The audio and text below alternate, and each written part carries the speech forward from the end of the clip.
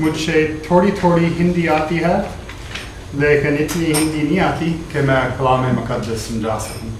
So I will speak to you in English, and I will trust my brother to tell you what I am saying.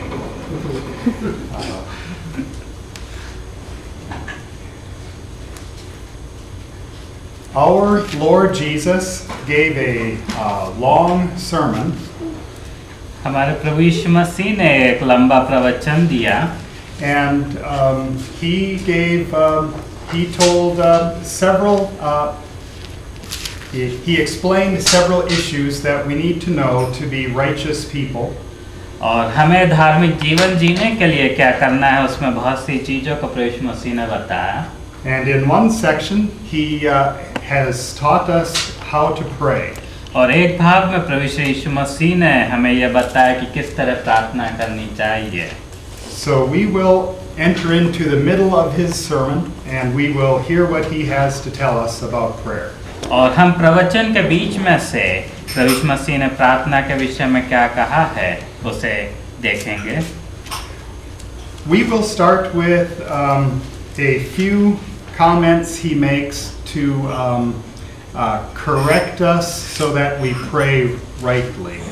और हम कुछ चीज़ों को देखेंगे जो प्रभु यीशु मसीह ने हमें सुधारने के लिए बोली कि हम प्रार्थना किस तरह करें. I will read from the Gospel of Matthew, chapter 6, verses 5 through 8. और मैं मत्ती उसके 6वें अध्याय उसके 5वें पद से लेकर 8वें पद तक पढ़ूंगा. And when you pray, do not be like the hypocrites, for they love to pray standing in the synagogues and on the street corners, to be seen by men. I tell you the truth, they have received their reward in full. But when you pray, go into your room, close the door, and pray to your Father who is unseen. Then your Father who sees what is done in secret will reward you. And when you pray, do not keep on babbling like pagans, for they think they will be heard because of their many words. Do not be like them, for your Father knows what you need before you ask him. क्योंकि जब तू प्रार्थना करे तो कपटियों के समान न हो, क्योंकि लोगों को दिखाने के लिए सभाओं में और सड़कों की मोड़ों पर खड़े होकर प्रार्थना करना उनको अच्छा लगता है. मैं तुमसे सच कहता हूँ कि वे अपना प्रतिफल पा चुके. परंतु जब तू प्रार्थना करे तो अपनी कोठरी में जा और द्वार बंद करके अपने पिता से जो गुप्त में है प्रार्थना कर, और तब तेरा पिता जो गुप्त में देखता है तुझे प्रतिफल देगा. प्रार्थना करते समय अन्यजातियों की नाई बकबक न करो, क्योंकि वे समझते हैं कि उनके बहुत बोलने से उनकी सुनी जाएगी. तो तुम उनकी नाई न बनो, क्योंकि तुम्हारा पिता तुम्हारे मांगने से पहले ही जानता है कि तुम्हारी क्या क्या आवश्यकता है. The first warning Jesus gives us is how not to pray. प्रभु यीशु मसीह जो पहली चेतावनी देते हैं वो इस बात से संबंधित है कि किस तरह हमें प्रार्थना नहीं करनी चाहिए. The first warning is do not pray like hypocrites who like to stand in front of people. और पहली चेतावनी यह है कि कपटियों के समान प्रार्थना न करो कि तुम लोगों को दिखाने के लिए प्रार्थना कर रहे हो. Sometimes hypocrites will pray in the assembly or on street corners. और कई बार कपटी लोगों को दिखाने के लिए सभाओं में या सड़क के कोने पे खड़े होकर प्रार्थना करते हैं. The problem is not that they are praying in an assembly of religious people or on a street corner. और समस्या इस बात में नहीं है कि वे सभा में खड़े होकर प्रार्थना कर रहे हैं या सड़क के किनारे पे खड़े होकर प्रार्थना कर रहे हैं. The problem is not where they are, but what is in their heart.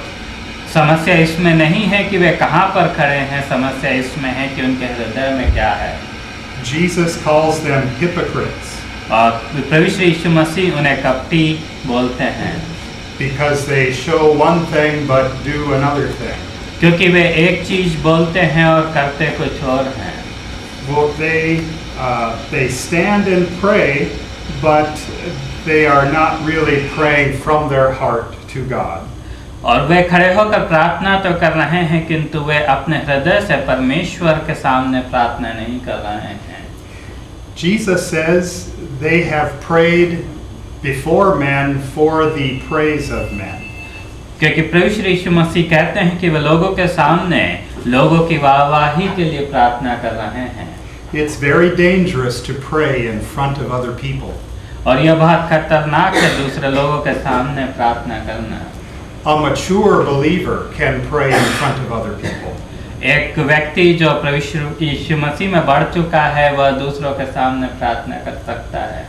But be aware that when you pray in front of other people, you could be falling short of Jesus' instructions. और ये इस बात पर ध्यान रखिए कि कई बार जब प्रार्थना करते हैं आप, तो आप प्रभु यीशु मसीह के इन निर्देशों से इन निर्देशों तक नहीं पहुंच पा रहे हो। Your heart must be right. आपका हृदय सही होने की आवश्यकता है। Jesus condemns these people, saying they have received their reward in full. प्रभु यीशु मसीह ने इन लोगों को कंडेम किया जो और कहते हैं प्रभु यीशु मसीह कि वे अपना प्रतिफल पा चुके हैं। What reward have they received? उन्होंने क्या प्रतिफल पाया है? They prayed on the street corner. उन्होंने सड़क के किनारे प्रार्थना की। What reward did they receive? उन्होंने क्या प्रतिफल पाया?